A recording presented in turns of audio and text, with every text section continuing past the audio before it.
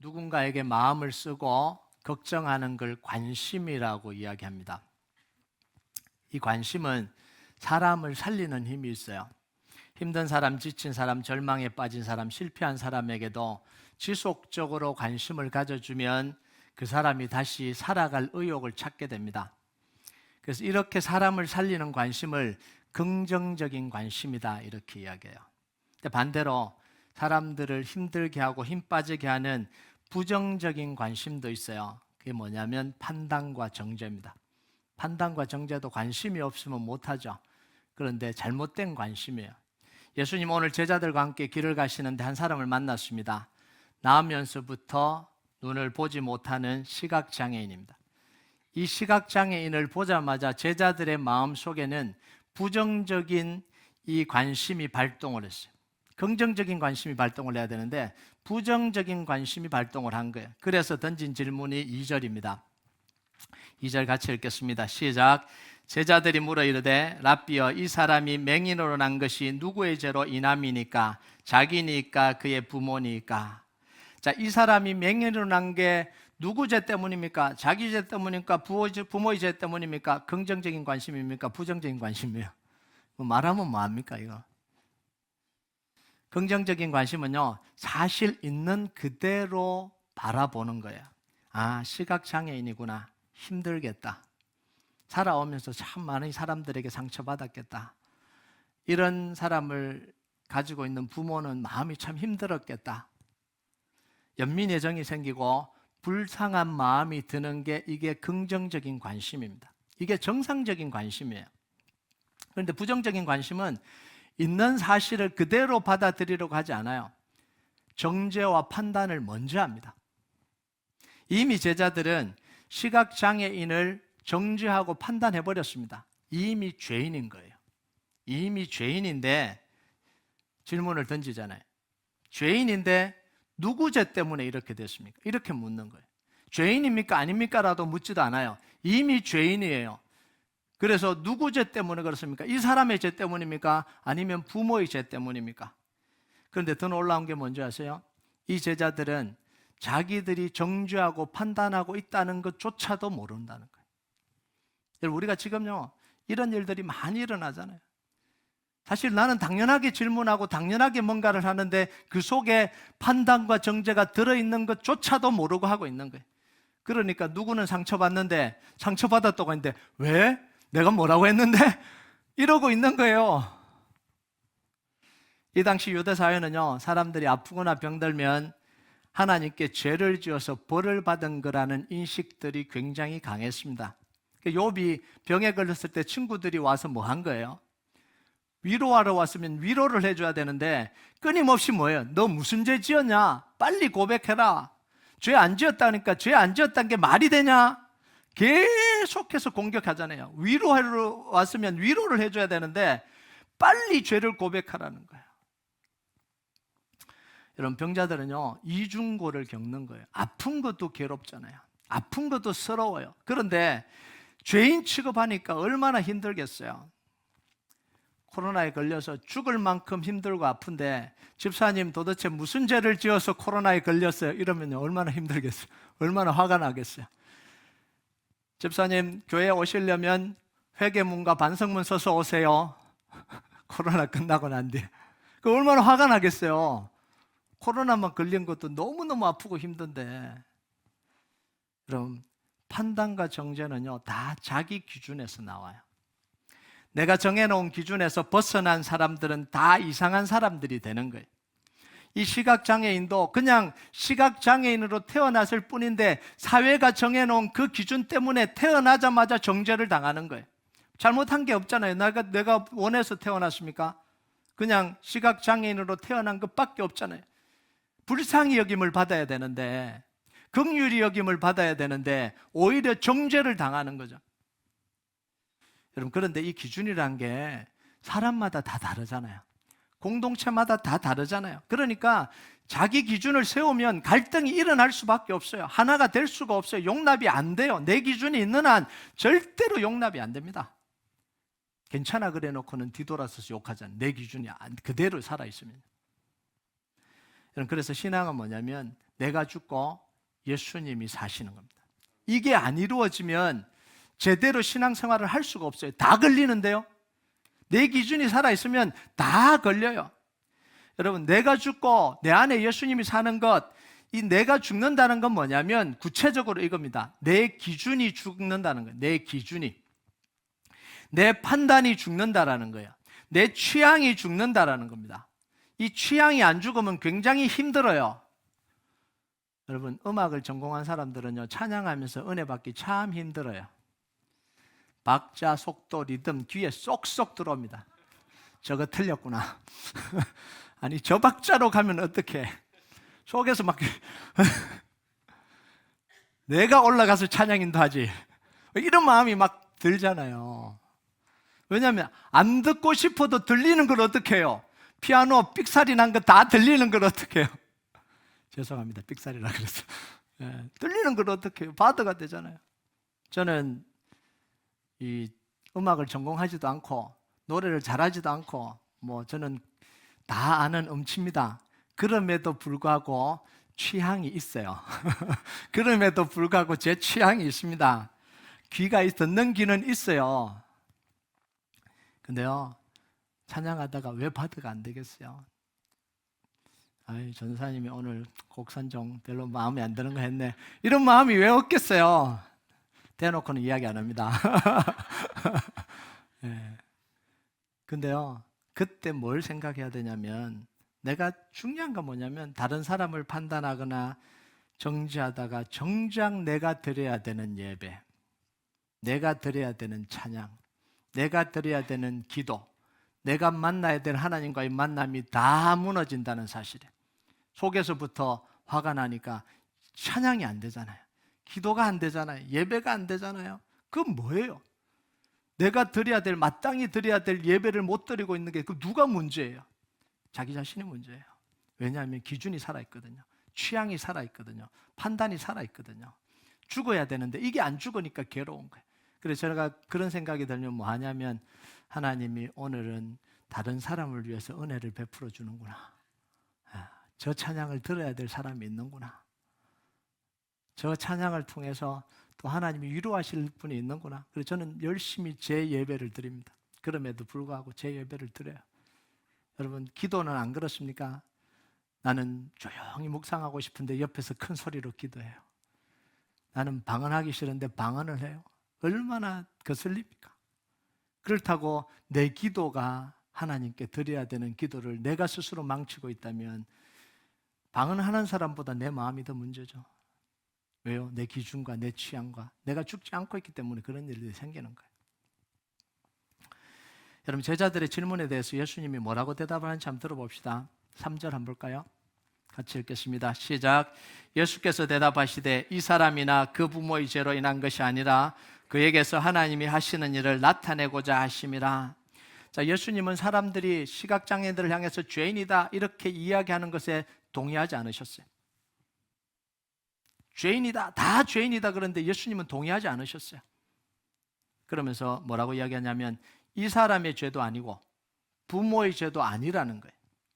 그리고 하나님의 일을 나타내려고 하나님이 하신 일이다 이렇게 이야기합니다. 여러분, 시각장애인은 그대로예요.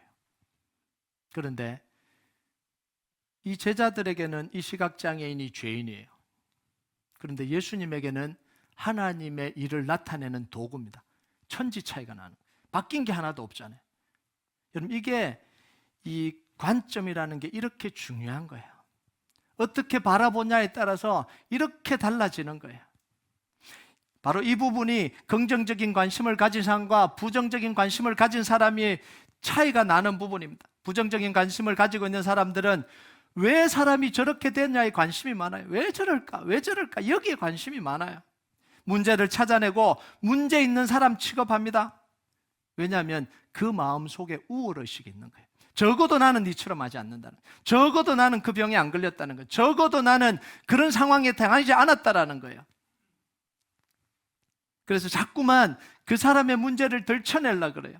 그러면서 내가 우월의식을 갖는 거예요. 비교의식을 갖는 거죠. 여러분, 비교는요, 사람 다 죽이는 거예요. 비교는 딱 두 가지밖에 안 돼요. 하나는 교만하거나 하나는 절망하거나. 이게 둘 다 하나님 앞에서 죄거든요.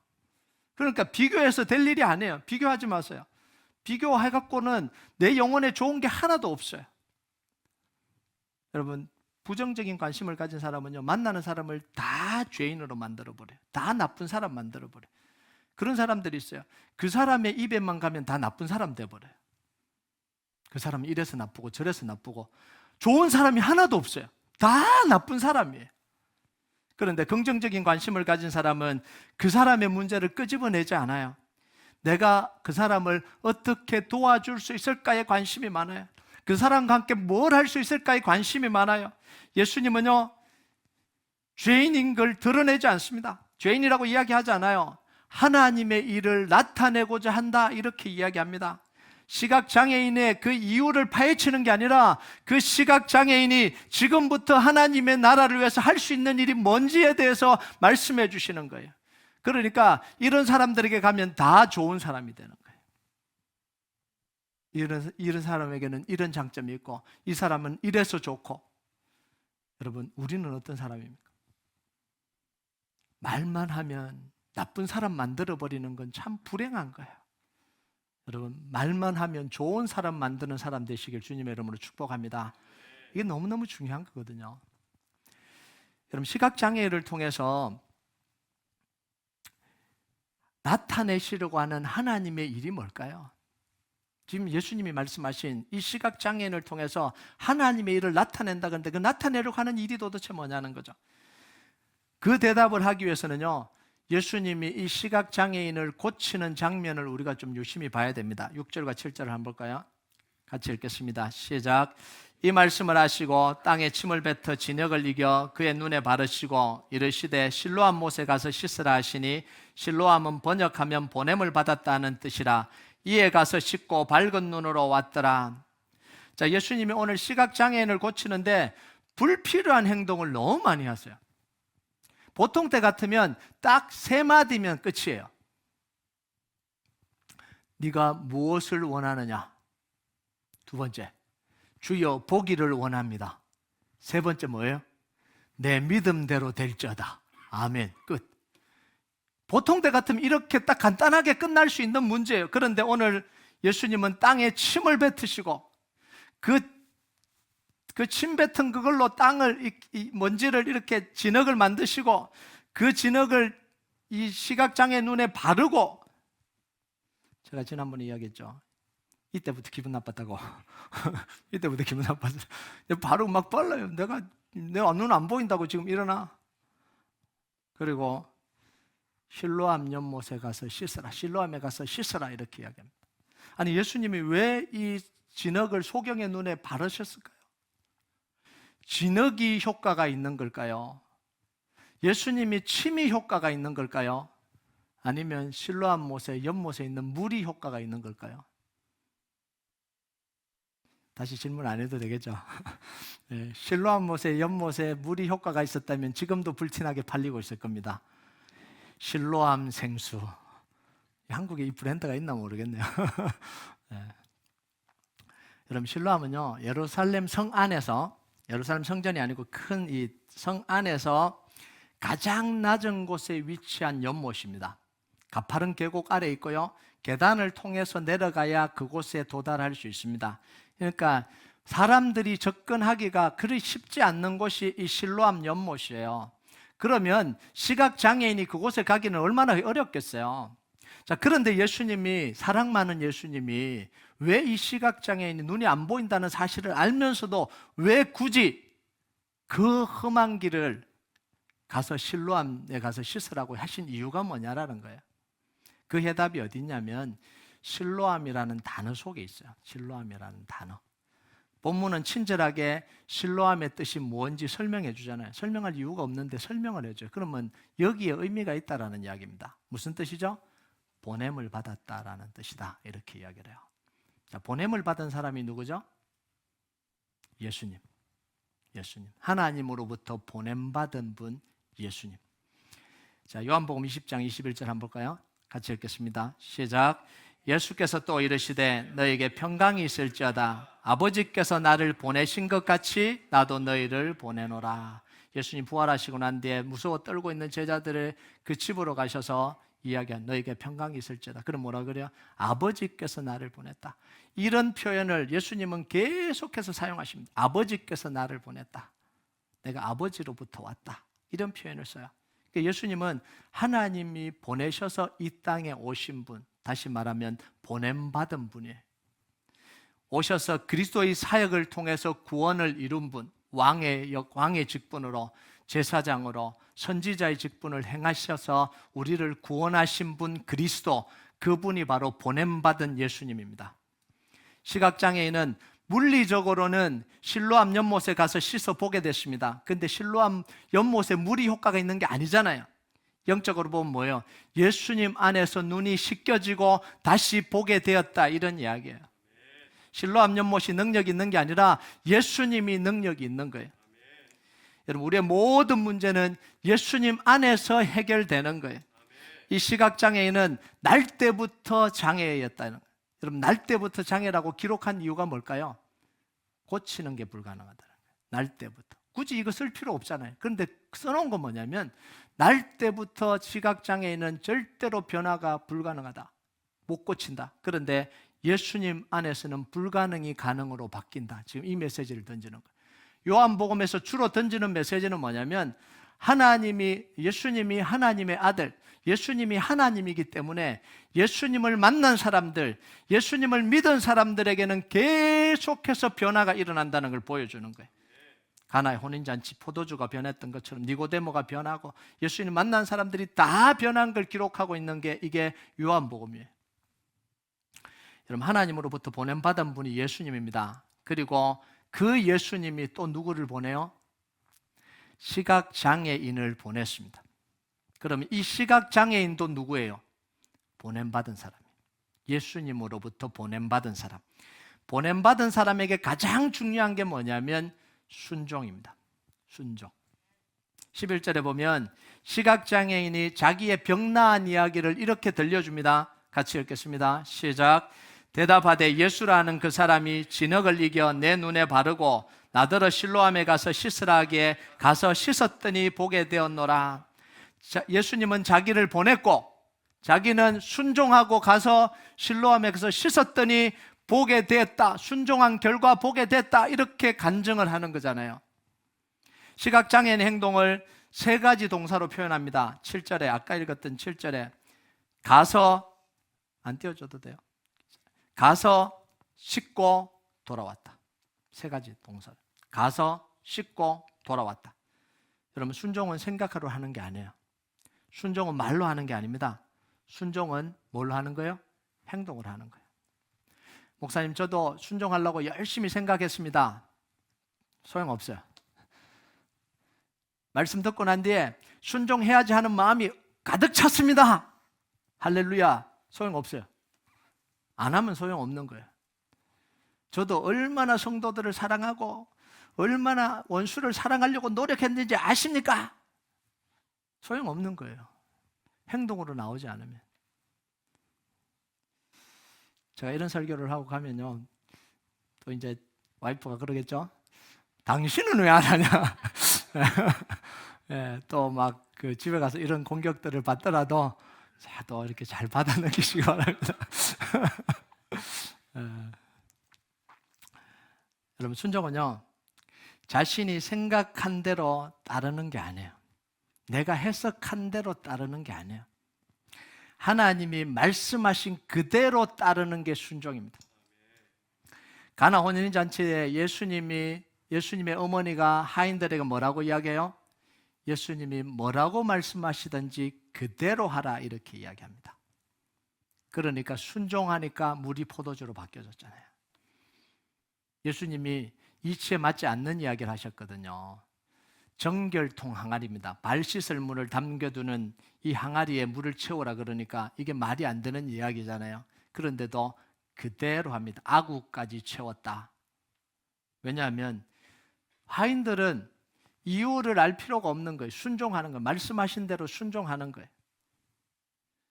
예수님은요, 하나님의 뜻에 그대로 순종하셨습니다. 나의 뜻대로 마옵시고 아버지의 뜻대로 되기를 원하나이다.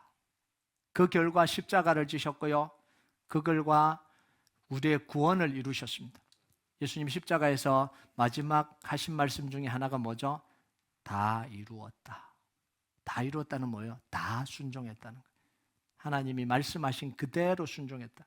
여러분, 내 뜻대로 마옵시고 아버지의 뜻대로 하옵소서. 예수님도 뜻이 있었다는 거예요? 없었다는 거예요? 네, 다시 묻겠습니다. 예수님도 자기 뜻이 있었다는 거예요? 없었다는 거예요? 있는 거예요. 모든 사람들이 자기가 뜻이 있어요. 말씀을 들어도 내 뜻이 있잖아요. 내 생각이 있잖아요. 목사님 그렇게 말씀하셔도 내 상황과 내 뜻과 내 해석은 다릅니다. 좋은데요. 말씀의 능력은 안 나타납니다. 내 뜻대로 하는 거 말리지는 않겠는데 말씀의 능력은 안 나타납니다. 말씀의 능력은 말씀하신 대로 따를 때 말씀의 능력이 나타나는 거예요. 이런 보냄을 받은 사람들이요, 순종하러 가는 길과 순종하고 돌아온 길이 달라요. 왜 우리가 순종해야 되냐? 억지로 순종해야 되냐? 아니요. 순종하러 가는 길과 오는 길이 다르기 때문에 그래요. 예수님이 가는 길은 너무나 고통스러운 십자가 길이었습니다. 그런데 돌아온 길은 뭐예요? 부활의 길이고 영광의 길입니다. 죽음으로 갔다가 부활로 돌아오신 거예요. 고통으로 갔다가 영광으로 돌아오신 거예요. 이게 순종의 능력이에요. 여러분, 히브리서 12장 2절 같이 읽겠습니다. 시작. 믿음의 주여 또 온전케 하시는 예수를 바라보자. 그는 그 앞에 있는 기쁨을 위하여 십자가를 참으사 부끄러움을 개의치 아니하시더니 하나님 보좌 우편에 앉으셨느니라. 십자가로 갔다가 어디로 돌아오신 거예요? 하나님의 보좌 우편에. 시각장애인은 보냄을 받고 가는 길이 험난한 길이었습니다. 그런데 돌아오는 길이 달라졌어요. 시각장애인으로 갔다가 밝은 눈으로 돌아왔습니다. 고통을 가지고 갔다가 기쁨이 넘쳐서 돌아온 거예요. 질병과 가난의 사슬에 묶인 사람으로 갔다가 자유의 사람으로 돌아왔습니다. 사람들의 조롱과 핍박을 받으면서 갔다가 사람들의 부러움을 사고 돌아온 거예요. 이게 바로 순종의 능력입니다. 여러분, 순종해보지 않으면 하나님의 능력을 경험할 수 없어요. 아무리 예배드리고 교회 오래 있고 50년, 60년 모태신앙이라도 순종한 경험이 없으면 하나님을 경험할 수 없어요. 제가 금요일 이야기했잖아요. 모태신앙들이 제일 위험하다고. 늘 언저리에 있어요. 늘 언저리에 있는데 정말 마음을 다해서 순종한 경우가 별로 없어요. 정말 하나님을 경험해 본 적이 별로 없어요. 그래서 뭐라고 이야기한다고요? 다 해봤다는 거예요. 기도해라, 말씀 읽어봐라, 하나님께 물어봐라. 근데 돌아오는 대답은 뭐냐? 다 해봤어요. 이게 얼마나 불행한 거예요. 여러분, 여러분의 인생 속에 정말 한번 순종해 보시기 바랍니다. 여러분, 순종의 능력을 한번 경험해 봐야 되잖아요. 여러분, 보냄받은 사람들이 순종하려고 하는 길이요, 고통스러운 길입니다. 그래서 순종을 안 하려고 그런 거예요. 순종이 재밌으면 하죠. 순종을 하려면 힘들거든요. 내 시간을 미뤄야 되거든요. 내 시간을 따로 내야 되거든요. 내가 지금 즐기는 걸 좀 멈춰야 되거든요. 내 편안함을 좀 멈춰야 되거든요. 그러니까 순종을 안 하려고 그러는 거예요. 이해되지 않을 때도 있고요, 회피하고 싶을 때도 있어요. 아는데도 회피하고 싶을 때도 있어요. 그런데 돌아오는 길은 상상할 수 없는 기쁨과 즐거움으로 돌아오는 거예요. 그래서 시편 126편 5절 6절 같이 읽겠습니다. 시작. 눈물을 흘리며 씨를 뿌리는 자는 기쁨으로 거두리로다. 울며 씨를 뿌리러 나가는 자는 반드시 기쁨으로 그 곡식단을 가지고 돌아오리로다. 여러분, 이 기쁨을 알기 때문에 농부는 비가 와도 나가는 거예요. 아침 일찍 나가는 거예요. 제가 시골에서 자랐다 그랬잖아요. 저는 그 기쁨이 별로 없었어요. 왜냐하면 제가 농부가 아니잖아요. 농부의 아들이었거든요. 농부의 아들은 몰라요. 농부는 알아요. 그래서 제가 제일 원했던 날이 뭐냐면 비 오는 날입니다. 비 오면 일하러 안 가니까. 근데 저희 부모님은요, 비가 와도 가요. 비가 와도 논을 돌아보고 밭을 돌아보고. 저는 비가 오면 쾌재를 부르는데 이게 농부와 농부의 아들의 차이입니다. 그 기쁨을 모르는 거예요. 저 공부시키기 위해서 소도 몇 마리 팔았을 텐데 그것도 모르는 거예요. 그냥 한 줄 알아요. 그런데 저희 부모님은 그 소를 희생시키시고 저 공부시키는 기쁨을 받은 거 아니에요. 얼마나 아까웠겠어요, 그 소 파는 거. 그런데도 기쁜 거예요. 왜냐하면 그 열매를 알기 때문에 그런 거예요. 여러분, 정말 순종의 기쁨을 맛보시기 바랍니다. 가나 혼인잔치 때 포도주를 떠주니까 연회장은 맛있는 포도주를 먹고는 너무 즐거워했잖아요. 그런데 어디서 떠온지는 몰라요. 그런데 물 떠온 하인들은 알더라. 자기가 순종하고 물을 떠서 가지고 갔는데 전달해 준 순간 포도주가 됐어요. 얼마나 놀랐을까요? 와! 여러분, 우리가 신앙생활 하면서요, 연회장의 기쁨을 맛보면 정말 하나님의 능력을 경험할 수 없어요. 다 된 예배 속에 그냥 예배 드리고, 좋은 분위기 속에 그냥 말씀 듣고, 그냥 다 해주니까 하는 건, 이건 연회장의 기쁨이에요. 아, 너무 좋다, 너무 은혜롭다, 이거 다 연회장의 기쁨이에요. 정말 기쁨은 뭐냐면 물도 온 사람 순종해서 내가 섬기고 돌보고, 교사로 돌보고, 교사 얘기는 나중에 다 할 겁니다. 네, 그러면서 그래서 얻는 기쁨, 그 기쁨이 정말 큰 기쁨이에요. 여러분, 예수님이 말씀하신 시각장애인을 통해서 드러내려고 하신 하나님의 일, 그러면 그게 뭐냐는 거예요. 8절과 9절 한번 볼까요? 8절과 9절 같이 읽겠습니다. 시작. 이웃 사람들과 전에 그가 그리는 것을 보았던 사람들이 이르되 이는 앉아서 구걸하던 자가 아니냐. 어떤 사람은 그 사람이라 하며 어떤 사람은 아니라 그와 비슷하다 하거늘 자기 말은 내가 그러하니. 자, 시각장애인이 눈 뜨고 난 뒤에 사람들이 궁금해지기 시작했어요. 왜 궁금해졌을까요? 그 사람이 맞냐 아니냐라고 지금 난리가 난 거예요. 얼굴을 보니까 그 사람인데, 생긴 걸 보고는 그 사람인데 사는 삶을 보니까 아니야. 완전히 새로운 사람이 됐거든요.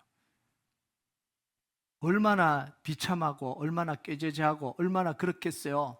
근데 막 걸어다니고 막 삶이 바뀌어서 막 신나서 다니는데 보니까 얼굴이 그 사람이에요. 근데 하는 게 그 사람이 아니잖아요. 그러니까 지금 논란이 일어난 거예요. 그 사람 맞다 아니다 맞다 아니다 지금 난리가 난 거예요. 시각장애인이 내가 구걸하는 사람 맞다, 구걸했던 사람 맞다 이러니까 사람들이 질문이 쏟아집니다. 10절과 11절 같이 읽겠습니다. 시작. 그들이 묻되 그러면 내 눈이 어떻게 떠졌느냐. 대답하되 예수라는 그 사람이 진흙을 이겨 내 눈에 바르고 나더러 실로암에 가서 씻으라 하기에 가서 씻었더니 보게 되었노라. 자, 이 소경을 통해서 누가 알려줘요? 예수님이 알려주는 거예요. 이게 하나님이 나타내시려고 하는 일입니다. 예수님이 그리스도라는 것이 드러나는 거예요.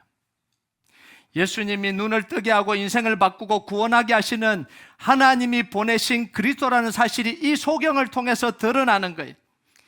이 시각장애인을 통해서 얼마나 많은 사람들이 예수가 그리스도라는 사실을 알게 됐을까요? 여러분, 하나님의 일이 뭐예요? 예수가 그리스도라는 사실을 아는 거예요.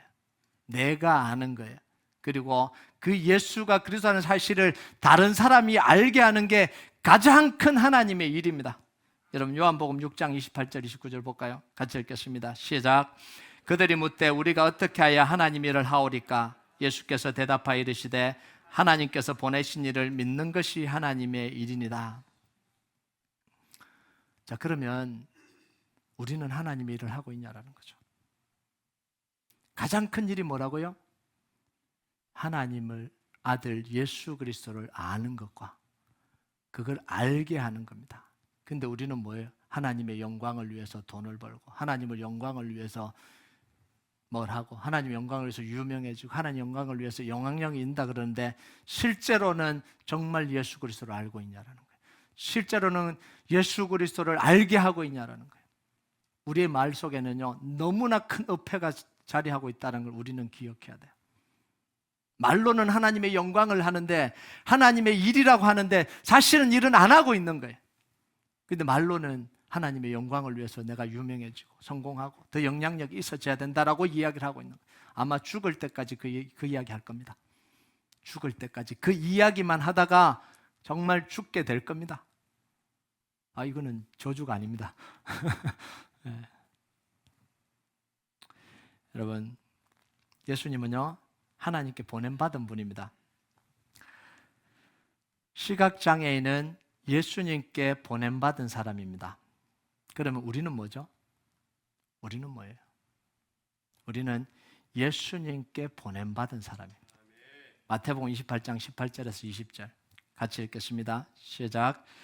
예수께서 나와 말씀하여 이르시되 하늘과 땅의 모든 권세를 내게 주셨으니 그러므로 너희는 가서 모든 민족을 제자로 삼아 아버지와 아들과 성령의 이름으로 세례를 베풀고 내가 너에게 분부한 모든 것을 가르쳐 지키게 하라. 볼지어다 내가 세상 끝날까지 너희와 항상 함께 있으리라 하시니라.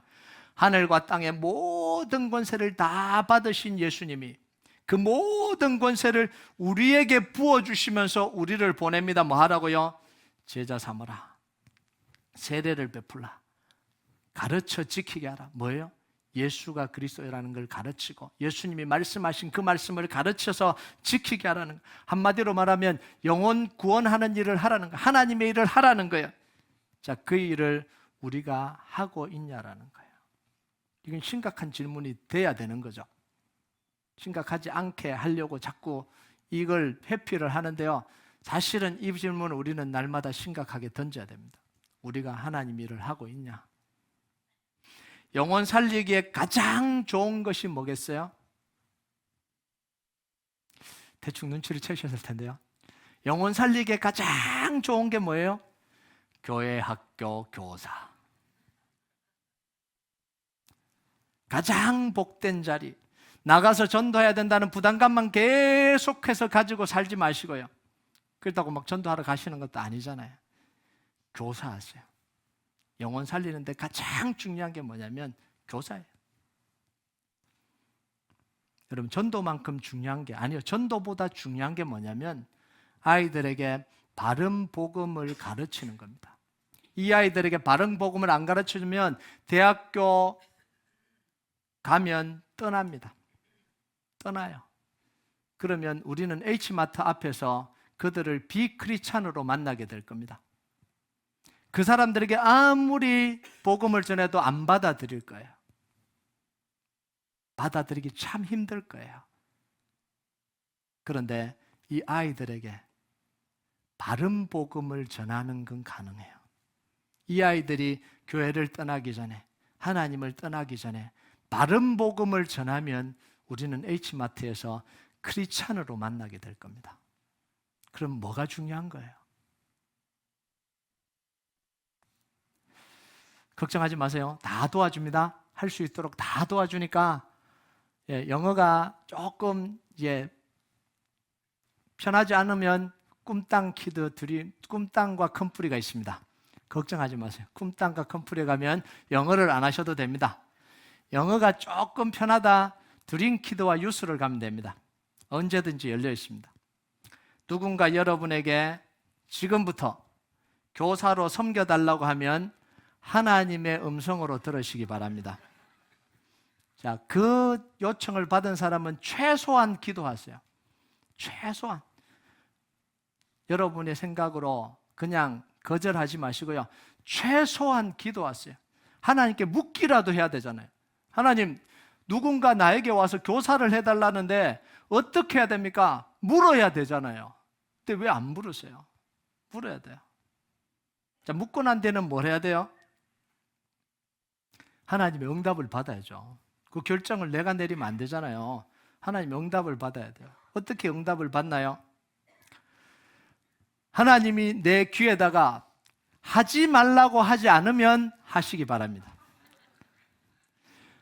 내가 볼 때 너는 교사 자격이 지로야, 절대 하면 안 돼, 그 음성이 들리기 전에는 그냥 하시기 바랍니다. 그게 응답이에요. 왜 안 물으세요? 물으시기 바랍니다. 왜 이게 내 일이 아니라고 생각을 하세요? 누군가가 와서 교사가 부족하니까 했으면 좋겠다라고 고민하고 기도하고 이야기를 했는데 왜 안 물으시냐고요. 물으셔야 되잖아요. 아이들이 있는 집에는 부모 중에 한 명은 교사를 하십시오. 그게 맞는 거잖아요. 내 아이는 좋은 교육을 받았으면 좋겠다라는 마음이 있어서 교육부에 맡겨놓는데 내가 교사를 하지 않으면 도대체 누가 교사를 하겠어요? 그게 하나님의 부르심이에요. 부르심을 다른 데서 찾지 마시고요. 정말 지금 영혼을 위해서 헌신하고 봉사하고 섬겨야 될 자리가 지금 있는데 왜 다른 데서 찾으세요? 이 정도였으면 하나님의 음성으로 들리실 줄 믿습니다. 네. 우리 구원받은 사람이에요. 그럼 우리를 통해서 뭐가 드러나야 돼요? 예수님이 드러나야 돼요. 예수님 우리 안에 계시잖아요. 그럼 예수님이 드러나야 되는 게 이게 맞는 거죠. 바이러스가 걸리면 감기가 나오고 열이 나는 게 이게 사실이잖아요. 근데 예수님이 우리 안에 있는데 그 현상이 안 일어나면 그리스도인이냐는 거죠. 사람들이 우리를 보면서 궁금해져야 됩니다. 저 사람이 도대체 내가 알고 있는 사람이 맞냐 안 맞냐 궁금해져야 됩니다. 얼굴은 맞는데 말투를 보니 아니야. 사는 모습을 보니까 아니야. 이렇게 돼야 되는 거예요. 예수 믿더니 저렇게 변했구나. 이 이야기를 들어야 되는 거죠.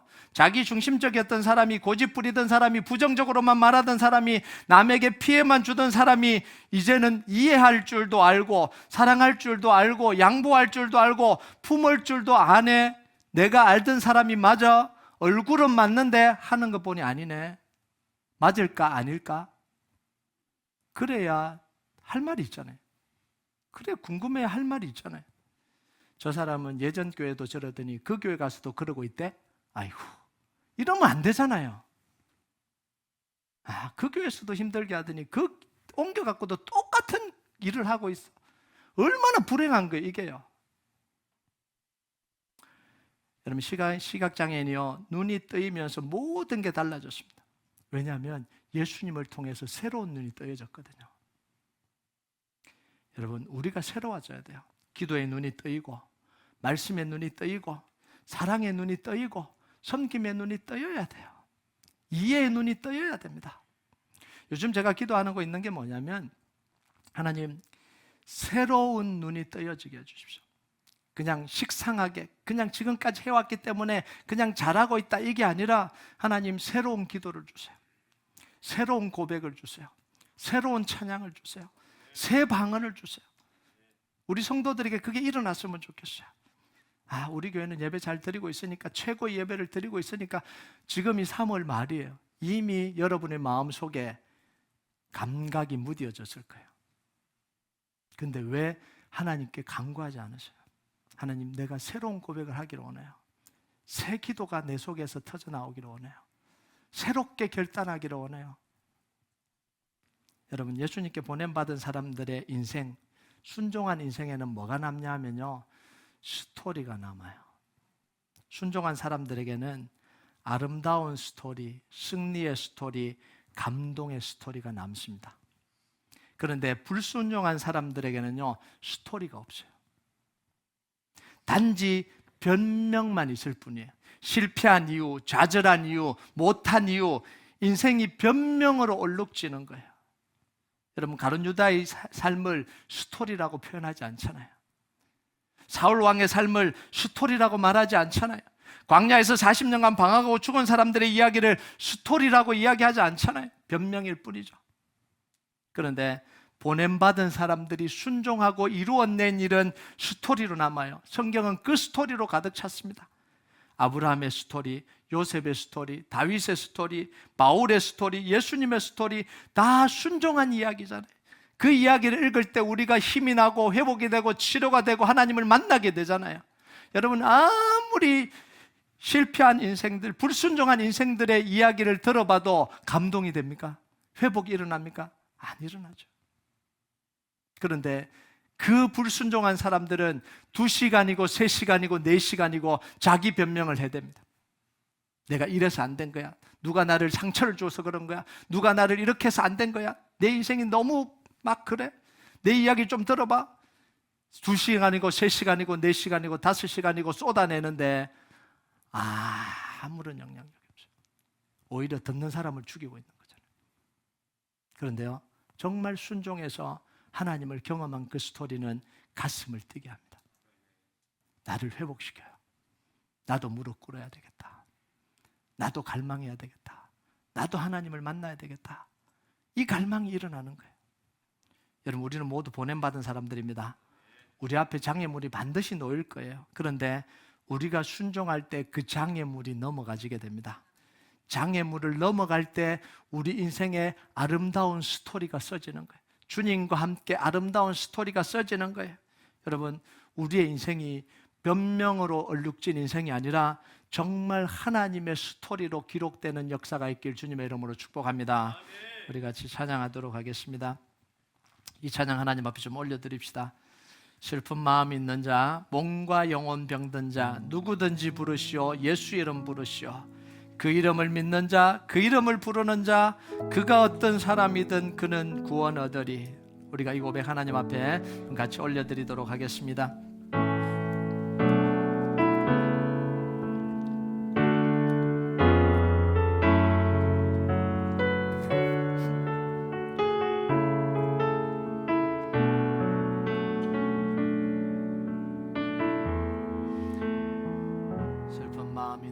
슬픈 마음 있는 자, 몸과 영혼 병든 자, 누구든지 부르시오. 누구든지 부르시오. 예수 이름 부르시오. 예수 이름 부르시오. 그 이름을 믿는 자, 그 이름을 부르는 자, 그 이름을 부르는 자, 그가 어떤 사람이든, 그가 어떤 사람이든 그를 구원 얻으리. 슬픈 마음 있는 자, 몸과 영혼 병든 자, 슬픈 마음 있는 자, 몸과 영혼 병든 자, 누구든지 부르시오. 예수 이름 부르시오. 예수 이름 부르시오. 그 이름을 믿는 자, 그 이름을 부르는 자, 그가 어떤 사람이든, 그가 어떤 사람이든 그 구원 얻으리. 우리가 불러야 될 이름 예수, 예수, 예수, 예수. 능력의 그 이름, 능력의 그 이름 예수. 나 외쳐 부르네. 예수, 예수. 오 구원의 그 이름 예수. 나 외쳐 부르네. 예수 그리스도. 눈과 검 내게 없으나 나 가진 건 너에게 주리. 눈과 검 내게 없으나 나 가진 건 너에게 주리. 능력의 이름 예수라. 그 이름을 붙드시오. 그 이름을 붙드시오. 그 이름을 믿는 자, 그 이름을 외치는 자, 그 이름을 외치는 자, 그가 어떤 사람이든 그는 주의 영광 보리라. 예수, 예수, 오 능력의 그 이름 예수. 나 외쳐 부르네. 예수, 예수, 오 구원의 그 이름 예수. 나 외쳐 부르네. 예수. 우리 다시 한번 고백합니다. 슬픈 마음 있는 자, 몸과 영혼 병든 자, 슬픈 마음 있는 자, 몸과 영혼 병든 자, 누구든지 부르시오. 예수 이름 부르시오. 예수 이름 부르시오. 그 이름을 부르는, 그 이름을 믿는 자, 그 이름을 부르는 자, 그가 어떤 사람이든 그는 은과 금 내게 없으나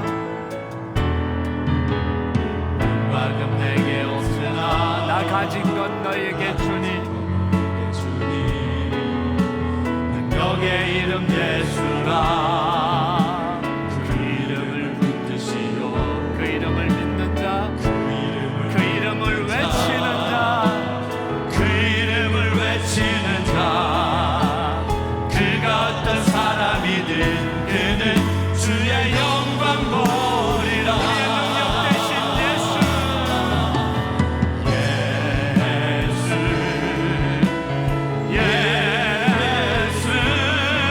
온 능력의 그 이름 예수 나 외쳐 부르네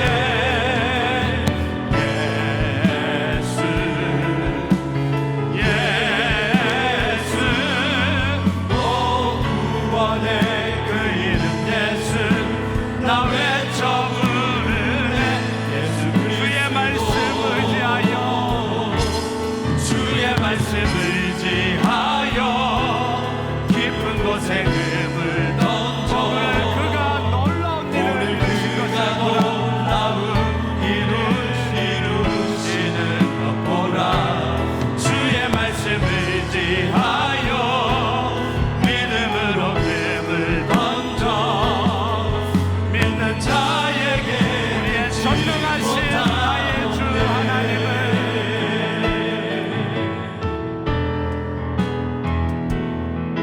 전능하신 나의 주 하나님은 능치 못하실 일 전혀 없네 능치 못하실 일 전혀 우리의 모든 강구도 우리의 모든 생각도 우리의 모든 강구도 우리의 모든 생각 우리의 모든 꿈과 모든 소망도 모든 소망도 신실하신 나의 주 하나님은 신실하신 나의 주 하나님은 우리의 모든 괴로움 바꿀 수 있네 우리의 모든 괴로움 바꿀 수 있네 불가능한 일 행하시고 죽은 자를 일으키시고 행하시고